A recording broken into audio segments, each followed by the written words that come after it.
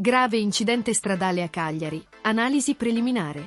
Avete mai pensato a quanto un attimo possa cambiare una vita sulla strada? Un terribile incidente si è verificato sulla 131 di Rall'Uscita di Cagliari, vicino alla statale 554 per Selargius. Una scena drammatica si è presentata agli occhi dei soccorritori quando un'auto, dopo aver tamponato un'altra vettura, ha sfondato il guardrail ed è precipitata dal cavalcavia. A bordo del veicolo si trovavano una donna di 42 anni alla guida e un uomo. La situazione è apparsa subito grave, con la 42enne rimasta incastrata fra le lamiere.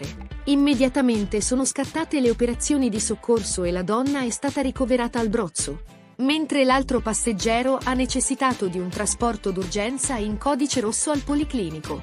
Le forze dell'ordine, in particolare gli agenti della polizia locale e stradale, sono intervenute prontamente per effettuare i rilievi necessari a ricostruire la dinamica dell'incidente e per gestire le operazioni di ripristino della viabilità. Un incidente così violento ci ricorda la fragilità della vita e l'importanza della prudenza alla guida. Di fronte a eventi simili, non vi sorge spontaneo chiedervi quali misure ulteriori si potrebbero adottare per rendere le nostre strade più sicure?